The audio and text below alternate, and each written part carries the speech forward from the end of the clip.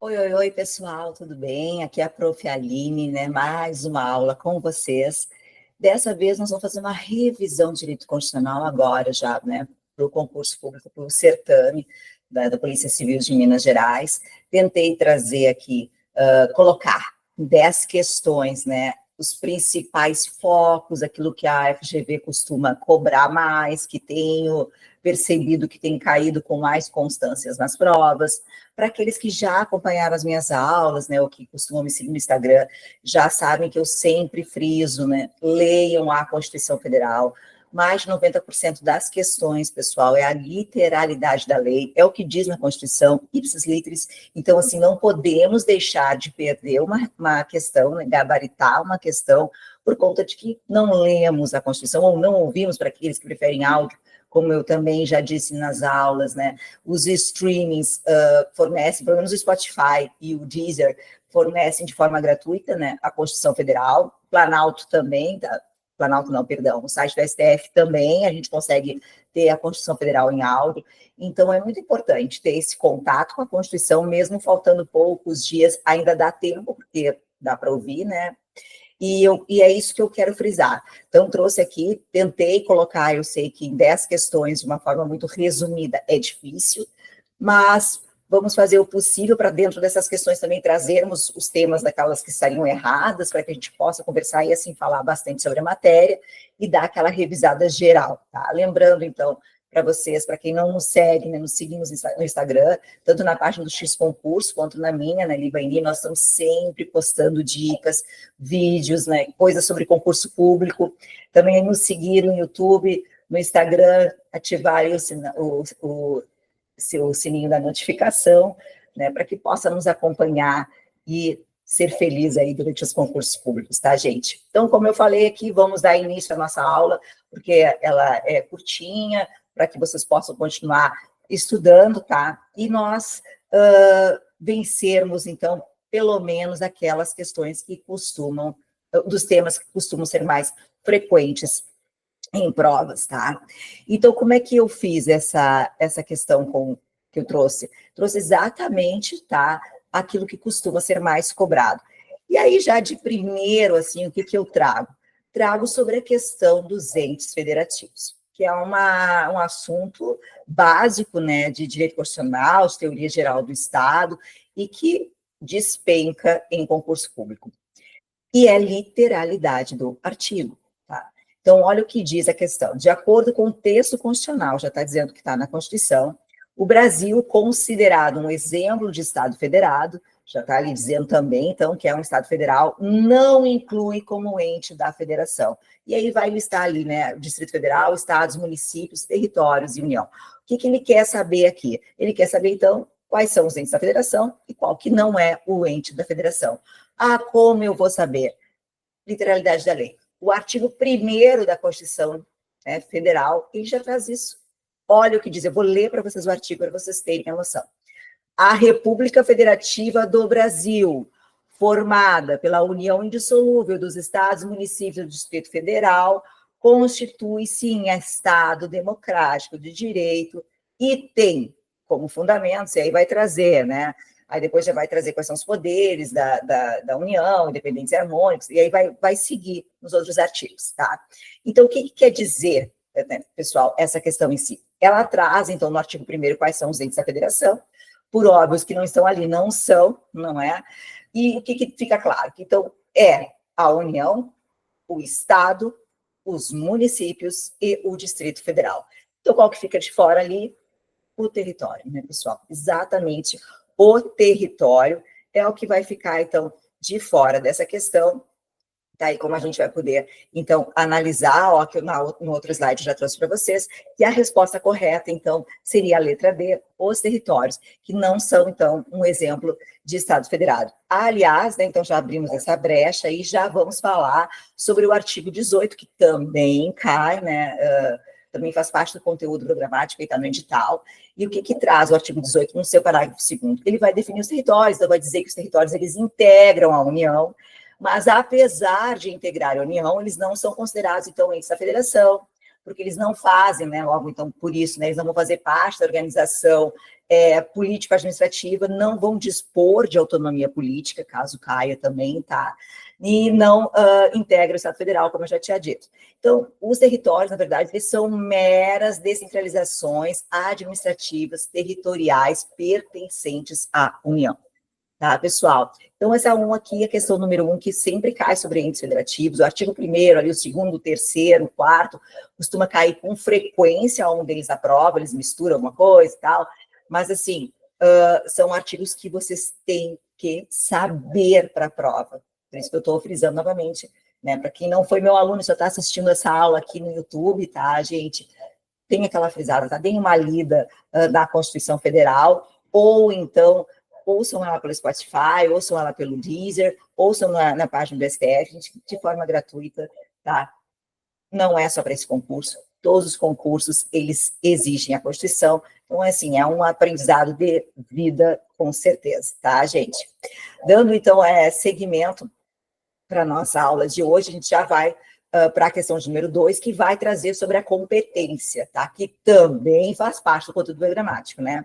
E vai trazer sobre a competência comum, aquela competência que é comum, não exclusiva, né? Da União, dos Estados, do Distrito Federal e dos municípios. E vai te perguntar qual dessas letras, A, B, C, D e E ali, né, que estão previstas, são, então, de competência comum entre a União, os Estados, o Federal e os municípios. Pessoal, essa questão da competência, então, essa questão, ela quer exatamente versar, né, sobre a repartição das competências profissionais, e a competência comum, né, daqueles que pode ser exercida igualmente, então, por todos os entes federativos, ela está disposta no artigo 23 da Constituição, tá? É ali que vai tratar da competência comum entre os entes federativos. Então, nós vamos analisar um por um aqui, vamos conversar se está ou não correto, tá? Então, é competência comum, conforme diz ali a letra A, legislar sobre direito eleitoral, econômico e tributário? Não, pessoal, não é competência comum, tá? O que acontece? É competência privativa da União, tá? Legislar sobre direito eleitoral, tá? No artigo 22, tá? No inciso 1º, ali do artigo 22, tá? É competência concorrente da União, dos Estados e do Distrito Federal legislar, tá? Concorrentemente sobre direito comercial e tributário, tá? Então, não é competência comum, isso aí vai dar no 24, tá? No artigo 24, inciso 1º.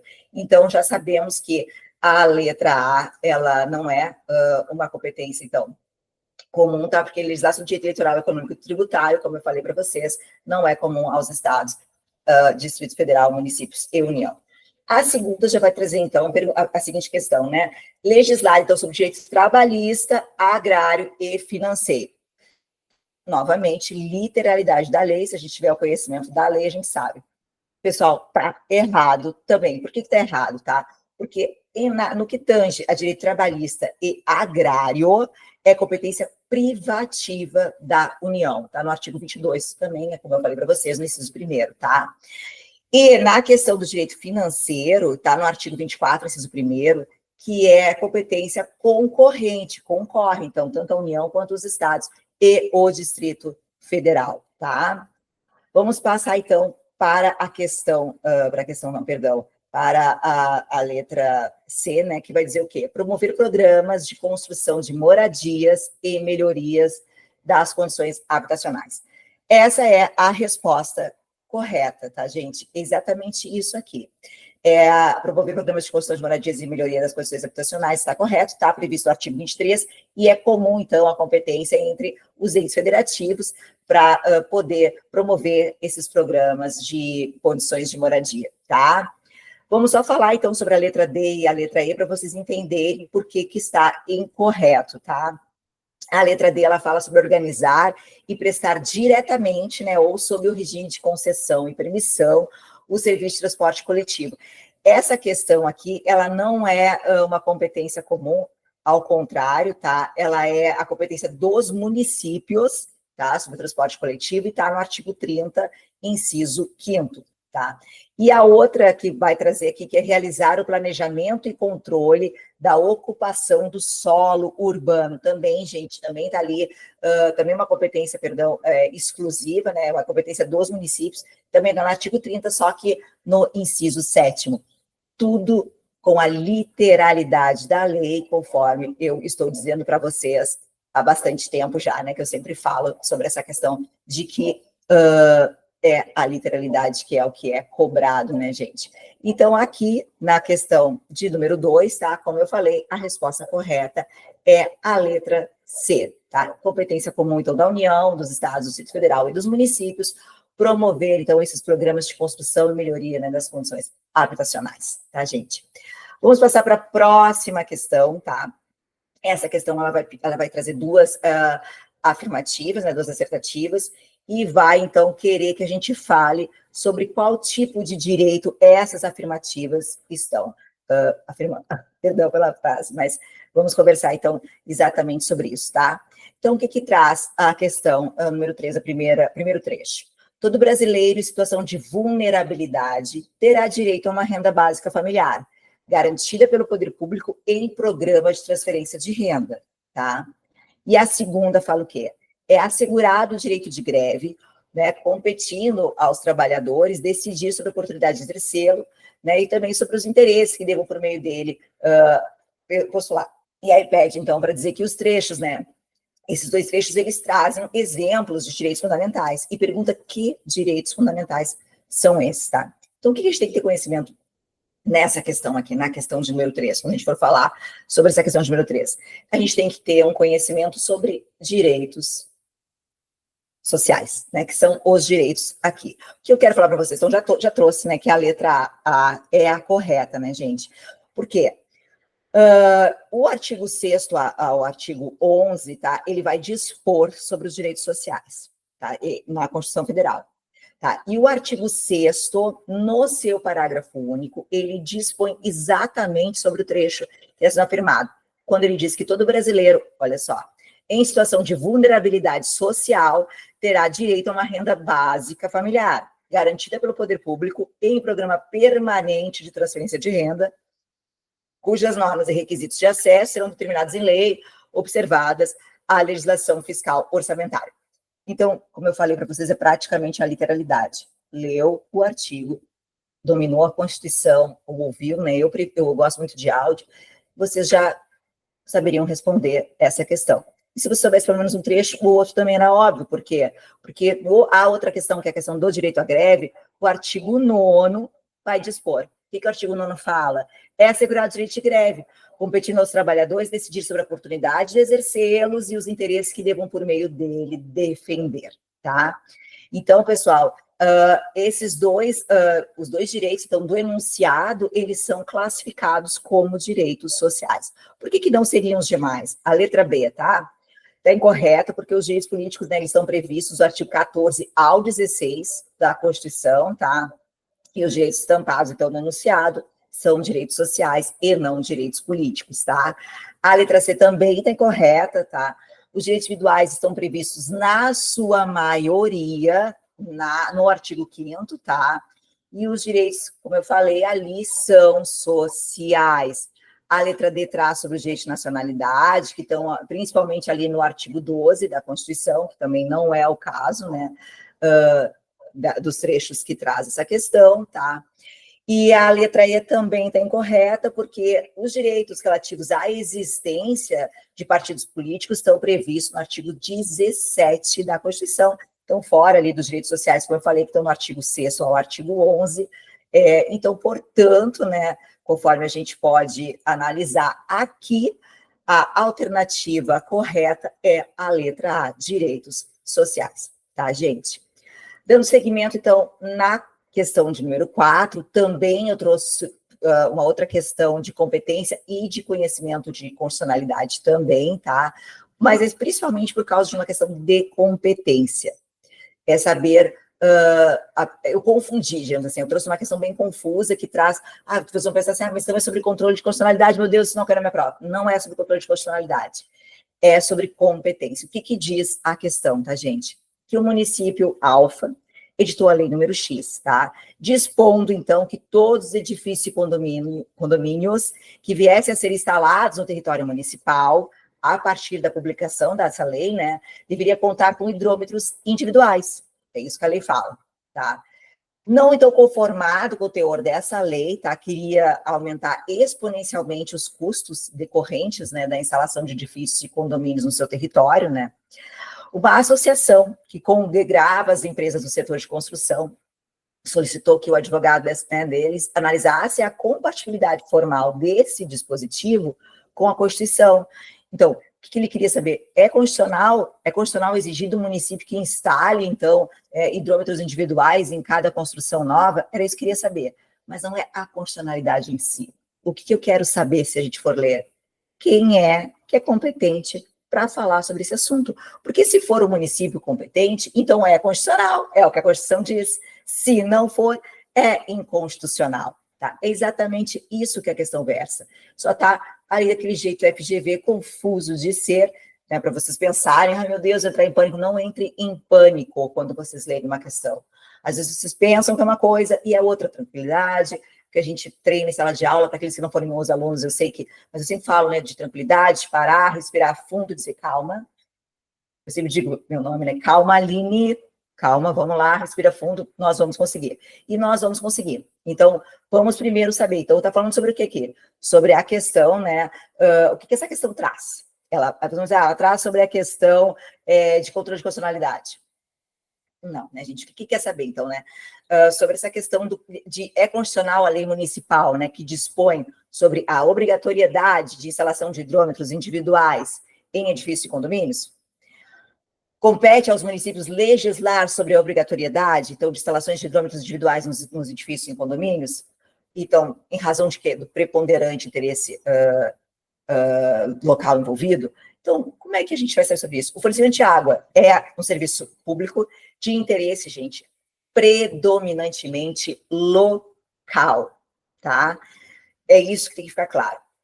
O fornecimento de água é serviço público de interesse predominantemente local. E o que o artigo 30 fala? Compete aos municípios, inciso 1º, legislar sobre assuntos de interesse local. E mais ainda, né? O inciso 5º também diz: organizar e prestar diretamente ou sob regime de concessão ou permissão os serviços públicos de interesse local, incluindo o de transporte coletivo, que tem caráter essencial. Por isso, aqui mesmo no Rio Grande do Sul, nós temos, por exemplo, em Porto Alegre, a nossa capital, a Corsã, né, que é a responsável pelo fornecimento de água. Aqui na cidade que eu resido, que é Pelotas, é o SANEP, que é o fornecimento, né?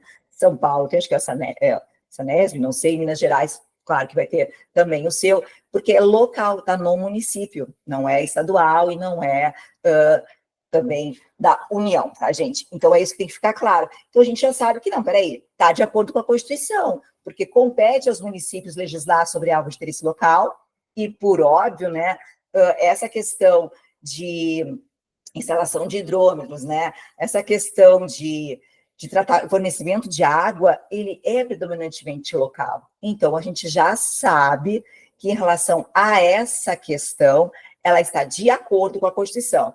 Então, a gente já vai descartar todas aquelas que falam em inconstitucionalidade. Então, isso já é de descarte, todas as questões de inconstitucionalidade. Vamos conversar sobre elas, por óbvio, mas vamos descartar. E aí restaria, então, a C e a E, né, na prova, para que a gente pudesse conversar sobre elas. Mas vamos falar uma por uma, né, gente? A está errado, né? Porque diz assim, inconstitucional, né? Pois compete privativamente à União legislar sobre águas. Só que, gente, o artigo 22, ele vai dizer que compete realmente à União legislar sobre águas, está ali no inciso 4, mas a questão, ela não trata especialmente de água, e sim de hidrômetros individuais. Por isso que é o interesse local, tá?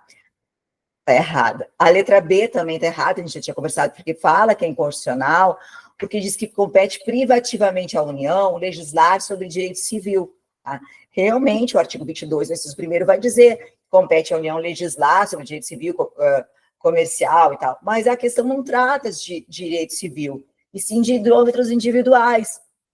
Só disso que a questão trata. A letra C é a correta, tá, gente? É constitucional, tá? Pois compete aos municípios legislar sobre matérias de preponderante interesse local. Também tem decisões do STF nesse sentido, tá, gente? Então, super pacífico, tá? A letra D também está errada, já traz a inconstitucionalidade, como a gente já conversado, que diz que compete ao Estado o poder concedente de serviço público de fornecimento de água. Absolutamente nada a ver, totalmente errada, tá?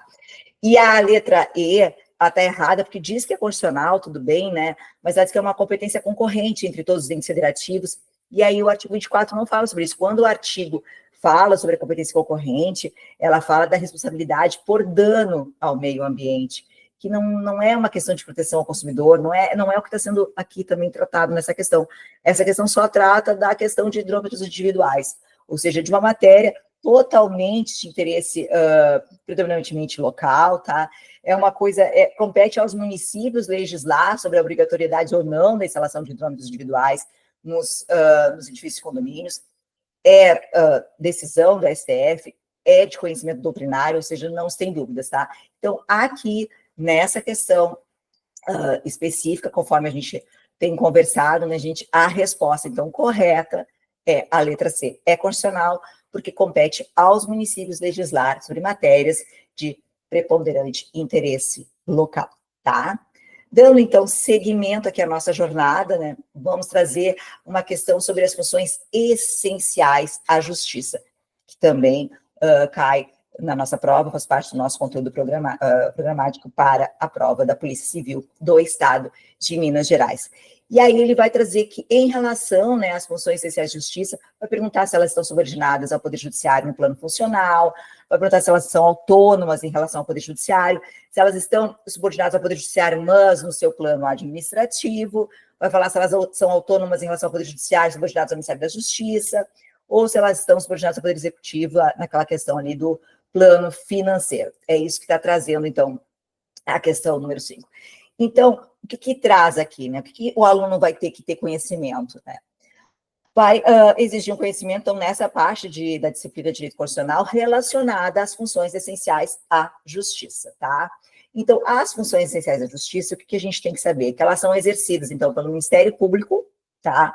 Pela advocacia pública, pela advocacia privada, né? E pela Defensoria Pública, por meio tanto de atividades preventivas, como consultoria, assessoramento, orientação jurídica e postulatórias, tá?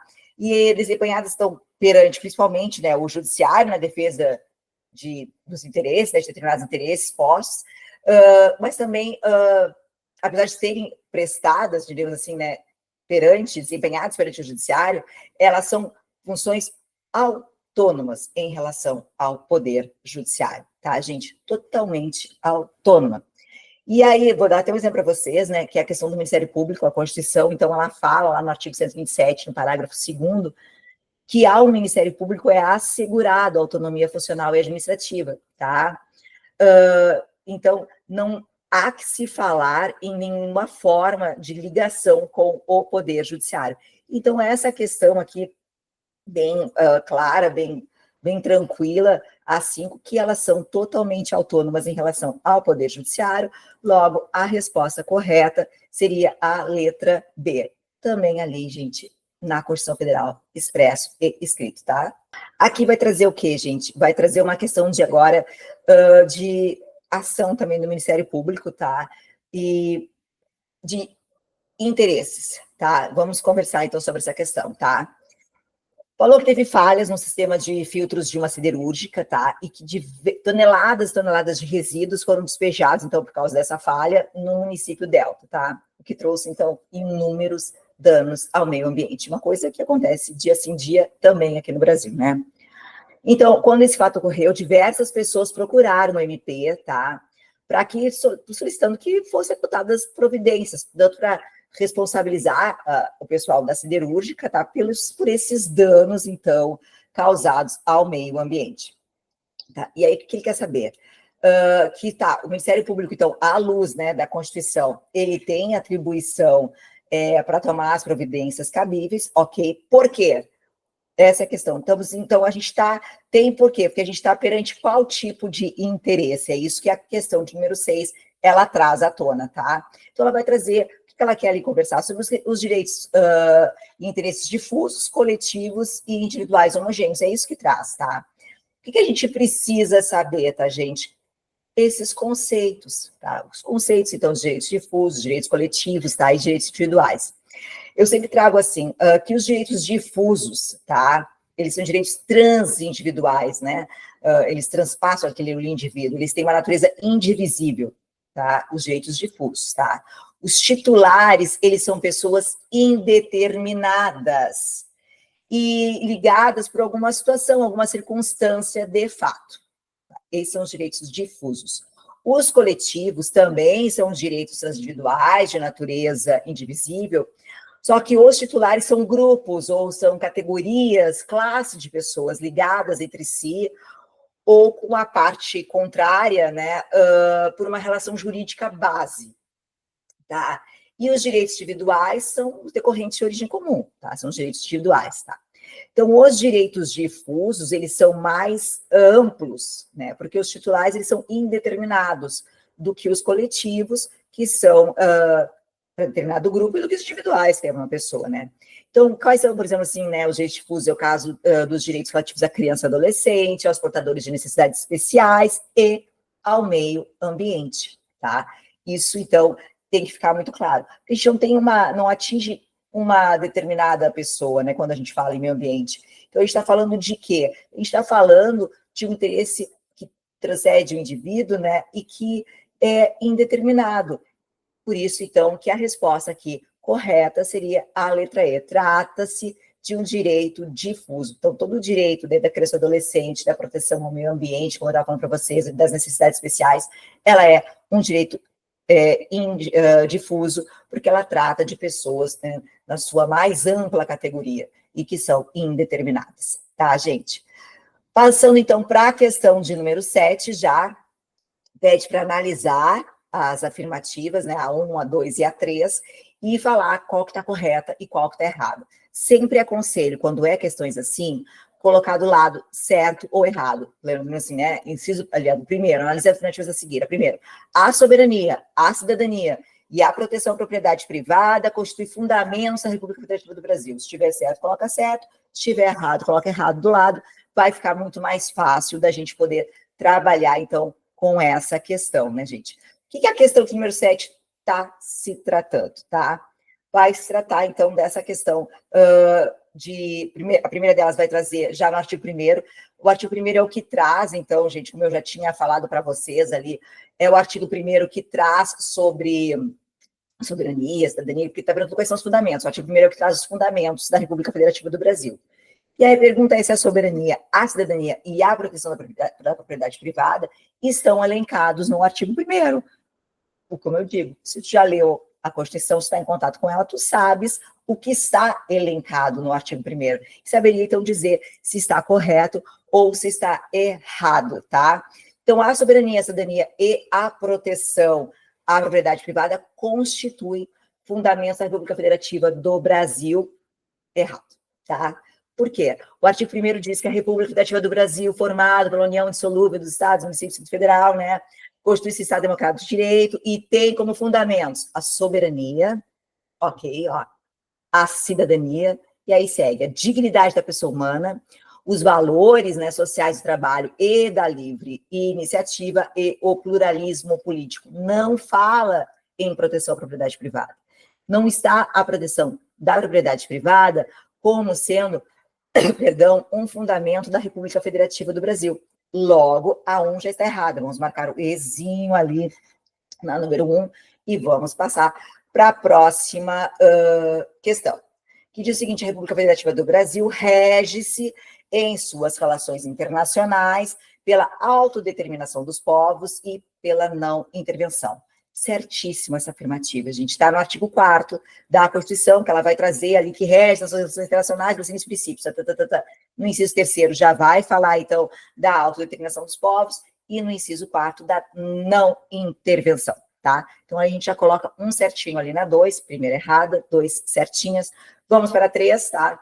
Que diz que a Constituição da República Federativa do Brasil erige a livre iniciativa como um princípio fundamental.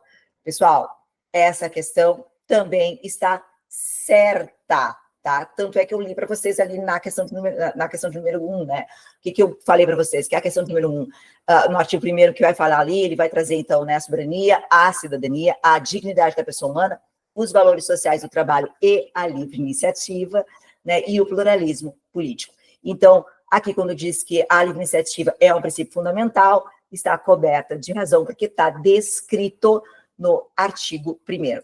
Então, gente, o que a gente tem nessa questão específica aqui, tá? O que eu tenho nessa situação é que o correto, então, é a 2 e a 3. Então, vamos ver qual alternativa que fala sobre isso.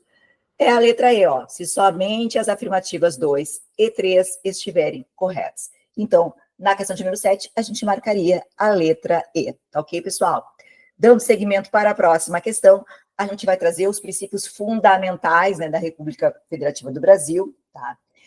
E vai perguntar qual que não é, ó, qual que não está previsto ali no artigo, então, tá, que fala sobre os princípios fundamentais da República Federativa do Brasil, que é o que a gente está conversando aqui o tempo todo, tá? Então, traz ali, vai exigir, então, que é um conhecimento, né, sobre direitos e garantias fundamentais, para que a gente possa responder essa questão. Gente, então, olha só, vai trazer que a República Federativa do Brasil é formada pela união indissolúvel, tá, dos estados, municípios e Distrito Federal. Perfeito. Constitui-se Estado Democrático de Direito. Perfeito. Tem como fundamento a soberania, a cidadania, a dignidade da pessoa humana, os valores sociais do trabalho, da livre iniciativa e o pluralismo político. Artigo 1º, gente. Perfeito. Totalmente certinho, assim, não tem nada para falar, tá totalmente corretinho, tá? Então, aqui não há nada que a gente possa conversar sobre essa questão, o estado da questão vai trazer o artigo 1º ali, certíssima a resposta, tá? Bom, vamos para a seguinte ali, que vai falar o quê? Deixa eu pegar aqui rapidinho, abrir para vocês. Vai trazer que a República Federativa do Brasil buscará a integração econômica, política, social e cultural dos povos da América Latina, visando a formação de uma comunidade latino-americana de nações. Aqui já tem uma base bem jurisprudencial, tá, para a gente poder conversar sobre isso, tá? Porque no artigo 5º ali, inciso 8º, perdão, o artigo 5º ele vai trazer sobre a questão de associação com a América Latina, então, assim, está totalmente coberto também de razão, não vai ter problema nenhum. Então, como eu estava dizendo aqui para vocês, está coberto de razão, tá? A República Federativa do Brasil busca, assim, então, essa integração política, social e cultural dos povos da América Latina, tá? Letra C. Cadê? São poderes da União, independentes e harmônicos entre si, o Legislativo, o Executivo, o Judiciário e o Ministério Público. Não, gente, o Ministério Público não é um poder da União, são poderes da União realmente, o Legislativo, o Executivo e o Judiciário, e acabou. São esses os poderes, tá? Como eu falei para vocês, eles também estão literalidade da lei no artigo 2º, que diz isso, são poderes da União, independentes e harmônicos entre si, o Legislativo, o Executivo e o Judiciário, tá? Então, a C é a resposta que deveria ser marcada aqui, mas vamos seguir, tá? Todo o poder emana do povo, que o exército meio de representantes diretamente, exército meio de representantes, perdão, isso aqui também está claramente previsto, tá? No artigo, no parágrafo único do artigo 1º, que se for o poder emana do povo, que o exército meio de representantes eleitos ou diretamente nos termos dessa Constituição. Parágrafo único do artigo 1º, totalmente correto, tá?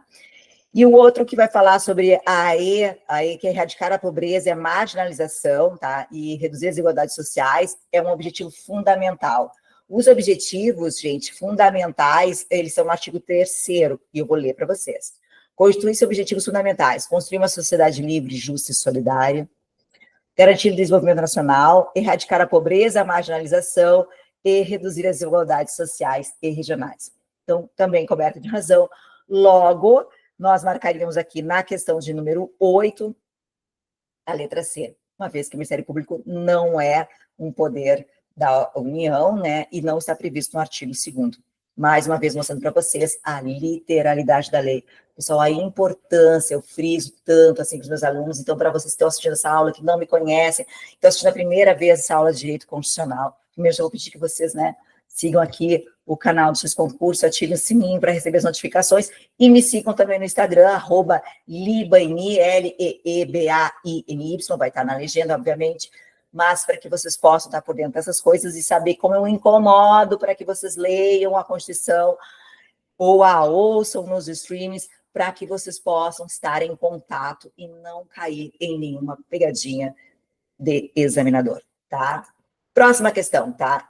A próxima questão vai trazer o artigo 5º ali, os direitos fundamentais, né?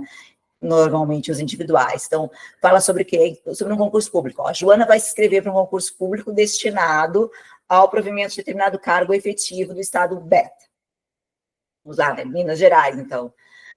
Então, ao ser comunicada da data da realização da avaliação correspondente à segunda fase desse concurso, ela percebeu que isso ocorreria justamente um dia da semana no qual sua religião não permite a prática de qualquer atividade. E aí, gente, tem-se o embate, tá? Considerando a forma, então, como a liberdade de religião é tratada pela ordem constitucional, o que é correto eu afirmar nessa questão número 9? Assunto bem delicado, bem interessante da gente discutir, tá, gente? Então, o que a gente tem que ter um conhecimento aqui, né? A gente tem que conhecer sobre direitos e garantias fundamentais, tá? E também uma questão jurisprudencial, que eu gosto de trazer para vocês, porque tem discussões jurisprudenciais, é por óbvio, isso já aconteceu, né? Então, à luz da jurisprudência do STF, vai ter decisões sobre isso. Então, o que a gente tem que conversar sobre essa questão, que é o que eu quero trazer para vocês, tá, gente? O que traz aqui? Então, tem direito público subjetivo à alteração da data de realização de avaliação, qualquer que seja a sua natureza. D. Pode ter ou não a data de realização da avaliação alterada, o que reflete ato discricionário da administração, que sequer carece de motivação. Pessoal, essa B está errada em tantos sentidos, que eu nem... em tantas camadas, porque, assim, primeiro, não é um ato discricionário da administração, tá? E, segundo, todo o ato de administração, ele carece de motivação, ele tem que ser motivado. Então, essa aqui, vocês descartem de primeira, tá? Não é a minha área de direito administrativo, mas, assim, eu já aviso vocês que o ato administrativo, ele tem que ser motivado, certo, pessoal? Então, a letra B já está totalmente fora. A letra C diz que não podia ser autorizado a realizar a prova em data distinta, né, já que o Estado é laico. Então, impede que os praticantes de alguma religião sejam privilegiados, né? É exatamente o que traz aqui a letra C, que é o que eu quero conversar com vocês, tá? Então, gente, que também não é verídica, tá? Por que ela está incorreta? Porque não tem nada a ver o fato do Estado ser laico com as pessoas serem laicas. O Estado defende a liberdade de religião, defende os cultos, defende a livre manifestação, tá? Muito pelo contrário, há uma defesa para que tu possas fazer isso. Na aula eu falo muito sobre a questão do serviço militar obrigatório, sobre a questão de pegarem armas, religiões que não permitem. Então, assim, isso é bem pacífico, tá? O que eu quero falar para vocês, tá, gente? O artigo 5º, tá? No seu inciso 8º da Constituição, diz que é sim possível a realização de etapas de concurso, tá? Em datas e horários distintos, tá? Do previsto em edital, por candidato, então, que invocar essa questão de consciência por motivo de crença religiosa, tá? Só que, assim, tem que estar presente a razoabilidade dessa alteração, por que eu estou pedindo isso, tá? Que se preserve a igualdade entre os candidatos, ou seja, eu não posso ter privilégio em relação a isso. Vou dar um exemplo. A prova, ela acontece no sábado às 2h, tá? A pessoa, ela é adventista, e no sábado, até escurecer, ela não exerce nenhuma atividade. O que normalmente aconteceria? Ela entraria no horário das 2h, junto com todas as pessoas, ficaria numa sala, isolada, sem fazer nada, nem estudar, porque senão ela estaria tendo privilégio, né? E ao escurecer, ao anoitecer, conforme ela já pudesse fazer essa atividade, ela, então, faria sua prova tranquilamente, tá? Porque isso não acarretaria um ônus desproporcional à administração pública. Então, é óbvio que também tem que ser levado em conta isso aí, porque o dinheiro da administração é um dinheiro de todos, né? Então, tem que estar embasado nessa situação. E a decisão da administração pública, por óbvio, será o quê? Fundamentada, conforme, então, a gente já conversou, tá? Então, tem que estar presente a razoabilidade da alteração, a preservação de igualdade entre todos os candidatos, tá? E que não acarrete de forma um ônus de forma desproporcional à administração. Estando presentes, então, pessoal, toda essa questão, ok, ela vai ter direito, sim, a realizar em horário diverso. Então, aqui, né, a resposta correta, tá, pessoal, seria a resposta da letra D. Tá? E já vamos para a nossa última questão de direito constitucional, tá? Dessa nossa revisão aqui rapidinha, né? Infelizmente, é o tempo que citei para a prova aí da Polícia Civil. E vai trazer o quê? Sobre o artigo 5º da Constituição, que traz, então, ali o que a gente sabe, um rol de direitos e deveres individuais e coletivos. E o que ele vai perguntar, essa questão 10? Sobre essa temática, assinale a opção correta. A letra A diz o quê? Os tratados de direitos humanos firmados pelo Brasil, tá, devem ser aprovados, dependem, né, da aprovação de lei ordinária para serem exigíveis no território nacional. Pessoal, essa alternativa, então, ela está errada, tanto que também a gente pode entrar até como emenda constitucional, não se esqueçam disso. O Tratado de Direitos Humanos, eles entram como emenda constitucional se forem votados em 2 turnos, com quórum qualificado. Então, vai ter tratado de direitos humanos que vai ter força de norma legal, ou seja, fica abaixo da Constituição, mas acima de todas as outras leis, e vão ter os tratados que terão força de Constituição, que são aqueles que foram aprovados por quórum qualificado, tá? A outra questão aqui, ela traz os direitos e garantias elencados no artigo 5º são os únicos que podem ser exigidos pelos cidadãos brasileiros. Outra alternativa totalmente errada, tá? O artigo 5º, parágrafo 2º da Constituição, claramente ele já traz uma outra disposição, tá? O próprio artigo 5º da Constituição, ele diz que os direitos e garantias expressos nessa Constituição não excluem outros decorrentes do regime dos princípios por ela adotados, tá? Ou dos tratados internacionais em que a República Federativa do Brasil seja parte, ou seja, é um rol exemplificativo, não é um rol taxativo, tá, gente? A letra C diz que ninguém será submetido a tortura nem tratamento desumano ou degradante, né? A não ser nos casos imprescindível para obtenção de confissão da prática de um crime. Gente, totalmente errado. No nosso país não há exceção para a prática da tortura. Não se aceita nenhuma teoria ao contrário. Não pode torturar, ponto. Ah, mas o único jeito que eu tenho para saber se uma pessoa que escondeu uma bomba no metrô vai morrer 200, 300 pessoas é torturando. Não importa. Não existe exceção, tá? Nosso Estado não aceita exceção, nenhum tipo de tortura, então a letra C está errada. A letra D vai dispor, então, dizendo que a lei penal poderá retroagir na hipótese em que for mais benéfica para o réu. E é exatamente essa aqui a questão que está certa, tá, gente? A Constituição, seu artigo 5º, no inciso 40, ela traz exatamente isso. A lei penal não retroagirá, salvo para beneficiar o réu. Então, é essa aqui que está correta. Mas já vamos analisar, obviamente, a próxima questão, a próxima dissertativa, para que a gente já possa encerrar esse assunto. Aí fala que a ação de grupos armados, civis ou militares contra a ordem constitucional e o Estado democrático constitui crime de menor potencial ofensivo, cabendo a aplicação de fiança. Pessoal, totalmente errado, tá? O artigo 5º, no inciso 44, vai trazer, inclusive, como crime inafiançável e imprescritível a ação de grupos armados, sejam civis ou militares, contra a ordem constitucional ou o Estado democrático. Eu sei que não dá, né, para vencer toda a matéria, obviamente, das questões. Espero que eu possa ter passado para vocês o melhor possível. Procurei as questões que mais têm caído, né, que mais têm sido exigidos pela banca FGV em concursos, principalmente na carreira policial. Volto a dizer para vocês que a calma é primordial para esse momento. Então, você, respirem profundamente. Se vocês não sabem aquela questão, leram, ficaram nervosos, parem, reflitam. Para quem estudou de verdade, está guardado, gente. Nosso HD é capaz. É só ir buscar ali, entre em contato com a Constituição. Como eu mostrei aqui, 90% da prova é resolvida com a literalidade da Constituição Federal. Então, vamos entrar em contato, pessoal, não deixem, é a matéria que cai não só para esse concurso, direito constitucional cai em todos os concursos públicos, né, em todos os certames, e todas as bancas, então, é muito importante esse contato, tá?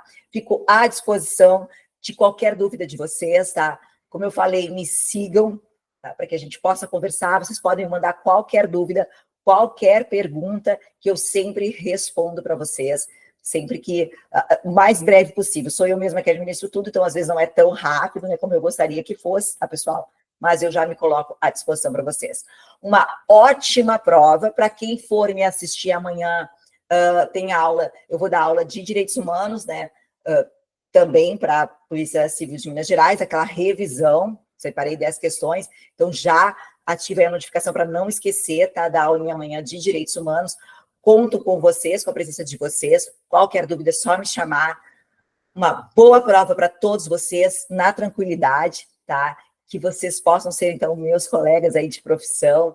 Desejo toda a sorte do mundo, muita fé e muito foco. E até logo. Boa sorte, ótima prova. Espero que vocês tenham gostado. Qualquer coisa é só me chamar. Fiquem bem, gente. Beijo, beijo.